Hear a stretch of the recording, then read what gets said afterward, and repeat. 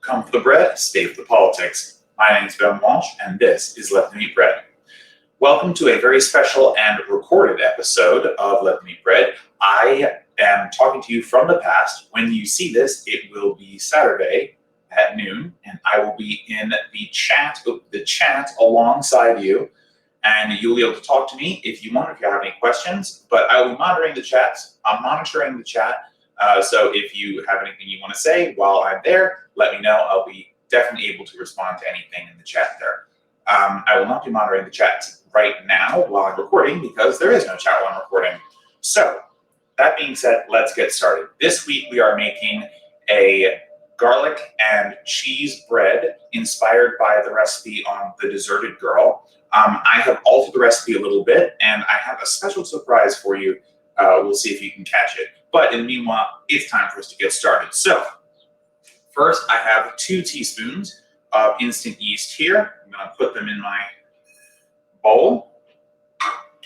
Next, I'm going to combine 1 teaspoon of kosher salt. Sorry about that.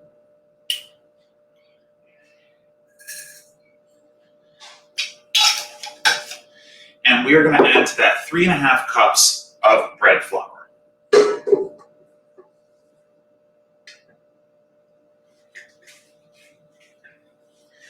And we're just going to give this a quick stir to make sure everything is getting combined with a wooden spoon here.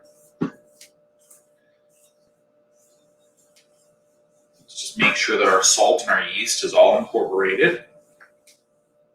Now this is a little bit of a different dough because it takes a long time to make. So I have worked ahead of time so we can actually see through the process here. All right, I think that's pretty thoroughly mixed together. So the next thing we're going to do is we're going to take some freshly chopped garlic. Now the recipe calls for 3 cloves. I'm calling for 3 cloves, but if you want to add more garlic, there's going to be nothing wrong with that. Just keep in mind that this garlic is going to be folded into your bread dough, so just think about how much garlic you want in there. I love garlic, so I've actually used 3 very large cloves, but I would recommend 3 regular size or slightly large cloves for this recipe. Just mix that in there.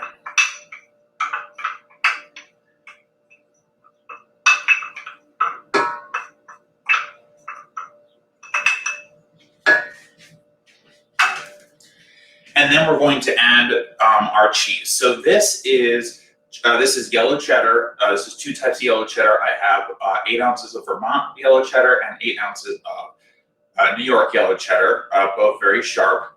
So what I did is I just took 2 8-ounce blocks of each and grated those. The recipe technically calls for 2 cups, and I believe that's about an even conversion. You don't have to use cheddar cheese. You don't even have to use yellow cheddar. If you want to use cheddar, you can use white cheddar. But I'm using this because this is what the recipe calls for. But any sort of strong cheese, nicely meltable cheese should be good for that. All right, so you're just going to stir your flour and everything together. It's going to seem really dry. Don't worry about that. That will be solved by the addition of our water.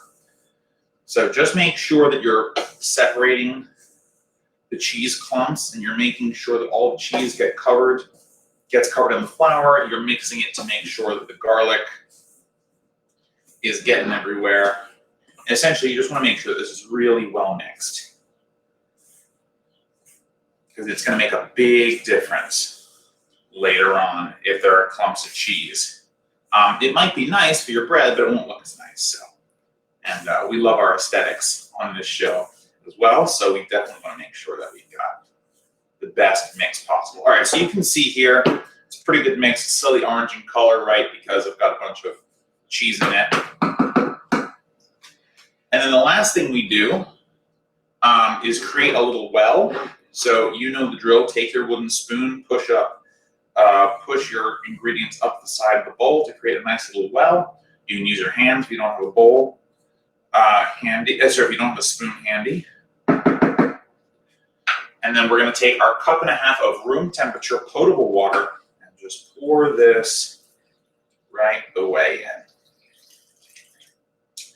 Now, it is recommended that you use a spatula for this. I'm going to keep using my wooden spoon as to not dirty another dish, but if you do want to switch to a spatula or to a plastic scraper of some kind that you're mixing now, totally fine. We just want to make sure that we're mixing this well enough so that we have a nice even area here where we get rid of all the major clumps of flour and incorporate the water as best as we can. The dough wants to look shaggy, but still a little wet. All right, so let's just mix that.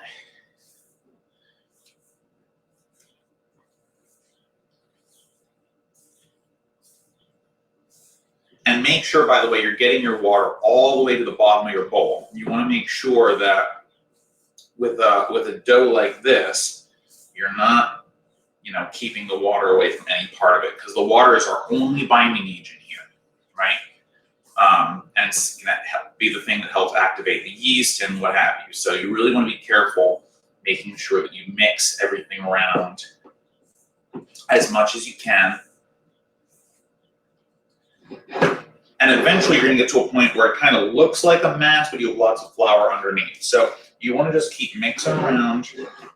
If you need to, my hands are clean, so you're going to see me pushing the dough off my spoon, but I made sure to wash my hands ahead of time. If your hands are clean, you can do the same thing. If you don't feel comfortable doing that, just get a second spoon, get another scraper, and you can just scrape this dough right off. No worries there. Now, you're not actually kneading this, but the spoon, as you use the spoon to create wet pockets that the flour can be absorbed in, it's going to act a little bit like kneading. So if it feels like the consistency is changing a little bit, that's okay. It's not going to be a problem. All right, so this is looking like it's needs to come off. So I'm just going to take my hand here. There we go. And by the way, if you decide that this is too much to do with a spoon, just get in there with your hands. Nothing wrong with it. In fact, I might do that in a moment. And remember, you're just trying to expose all the flour and cheese and garlic and ingredients to the water, to the wet parts of the dough, so that it all absorbs, so that it all comes together, okay? So let's just pass this. I'm just going to go in here with my hands, just mix it around a little bit. So if this feels like a knead, as I said, it's okay, no worries. You're not going to change too much with just these little hand motions. We're not doing a full knead. While you're doing this, you also want to make sure that your bread is a little bit like a ball. You want to kind of keep it in a relatively ball form if you can. It's just and you do that just because it's going to help with rising in a good shape.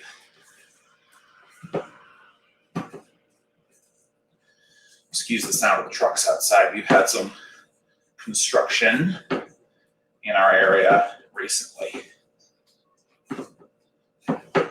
All right, so this is done. You can see I have one mass of dough. It's a ball. Actually, there's a little bit of cheese right at the bottom, so let's just move this around. But you want to use your dough ball, get all the flour you can, all the cheese, all the garlic. Just incorporate it the best you can. Make sure you're getting all the goodness from the sides of the bowl as well. No ingredient left behind, right?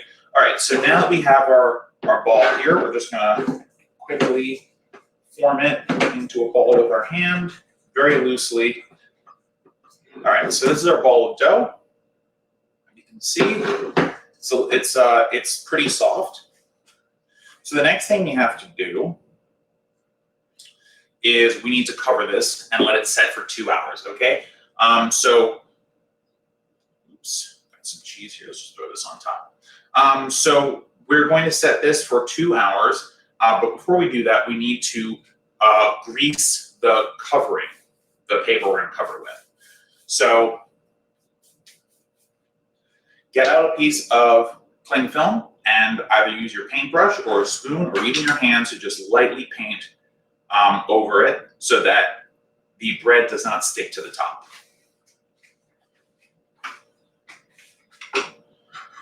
Our cling wrap here. Actually, our spoon is done. You will not need this anymore, so feel free to toss it in the old sink. All right. So how much are we going to need? That should be fine. And again, you want to paint this as lightly as possible. You don't want it to be too heavy with the oil, but you do want enough so that when the bread rises, it doesn't stick. Okay, so we're just going to take a tiny bit. I'll just move this out of the way. We're just going to take a tiny bit of olive oil, probably half a teaspoon, even less.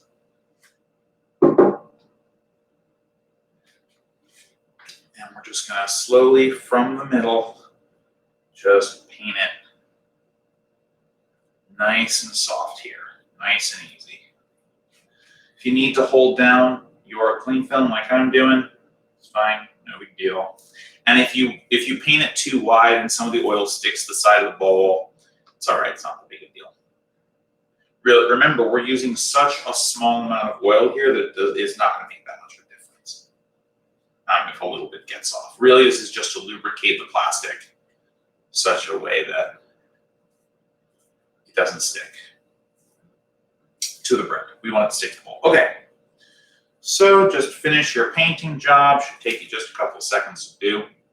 And we're going to take this, place it gently over our bread, seal it down, just like that. And then we're going to set this aside and set a 2-hour timer. And we will check, and we will, and I will give you instructions about what to do when this is done. Okay.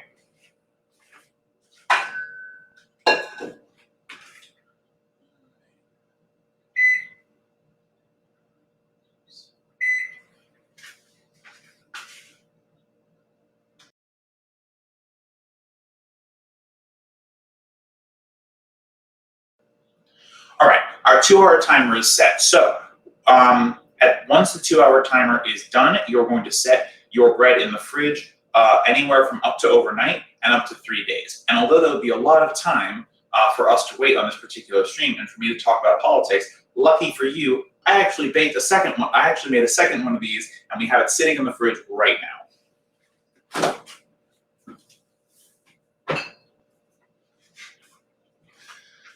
All right, so this bread has been sitting in the fridge for 3 days. Looks a little different than when we put it in. We're just going to put this, we're going to scrape this out, we're going to work it just a little bit to warm it up, and then we're going to let it rise. So in order to do that, we're going to need some parchment, because we're going to slide this off into our oven when it's ready. So the first thing we need to do is we need to set our oven to 485 degrees, all right? We're getting our oven nice and hot for this. And the reason we're doing this is because we're going to create a nice hot bread, a nice hot bake for our bread. It's a bit of a thicker bread, so it needs some high heat to keep moving.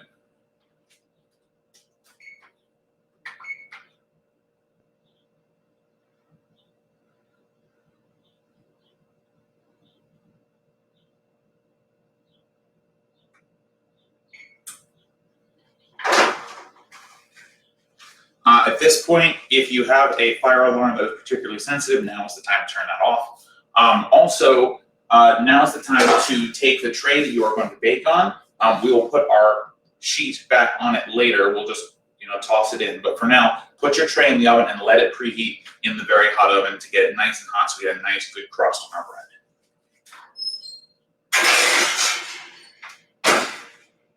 All right, so we are going to lightly flour this surface here.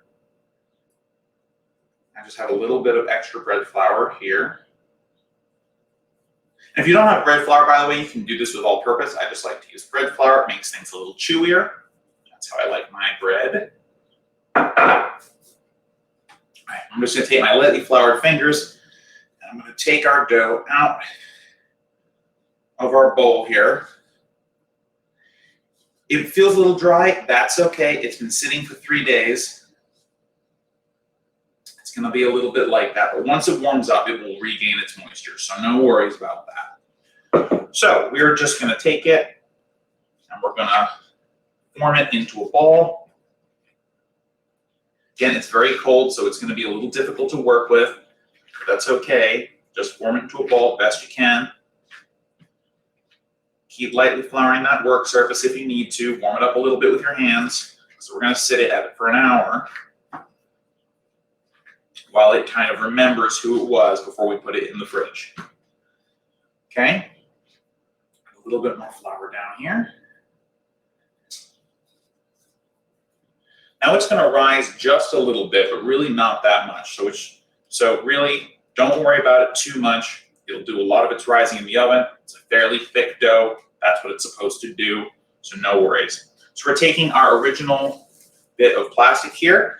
We're just putting it back on to allow this to rise. I'm going to throw a tea towel over it as well, just to kind of keep some of that heat in, and then we will talk some politics. So give me 1 second to recover your bread that you've been letting sit for overnight up to 3 days, and let's get that party started. I'm actually going to set a timer for about 1 hour and 15 minutes. And we can stop early if we think it's good, but I just want to make sure it has an extra time to come back to room temperature and to rise, just because it has been in the fridge for so long.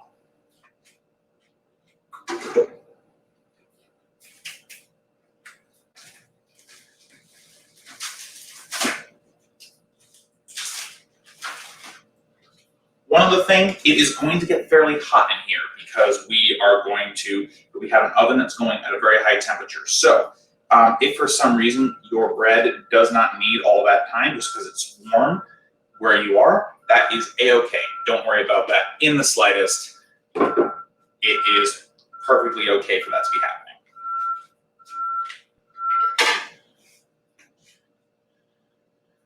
All right, so let me rinse my hands real quick and we will see what is on the whiteboard this week. All right, guys, that is the end of our politics segment. Thank you for sticking around. I appreciate it. So what we're going to do is, now is we're going to prepare our bread for baking. So we've had it sitting for about 1 hour and 15 minutes. And so the next thing we are going to do is we're going to prepare it, and then we're going to chuck it in the oven. Well, we're going to chuck it in the oven off camera. So for now, let's take a look at our bread ball.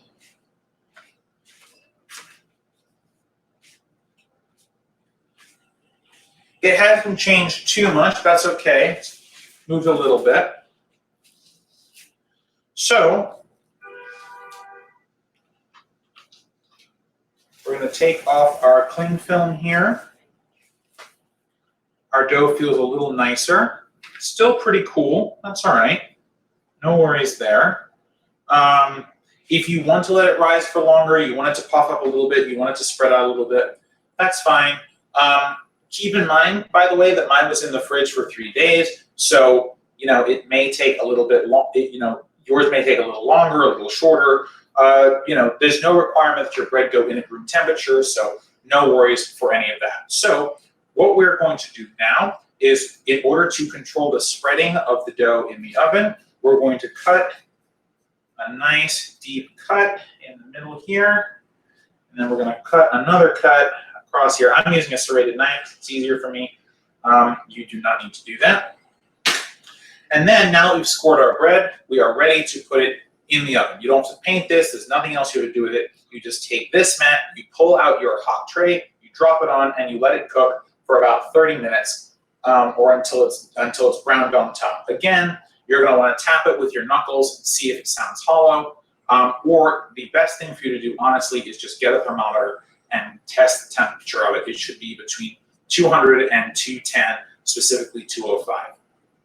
All right, so that is the end of this episode. I will see you again next week, live this time. We'll still have our normal clips coming out on Sunday. Again, I'm filming this before, but you will see this on Saturday. So have a good weekend, everybody. I will see you next time. Take care.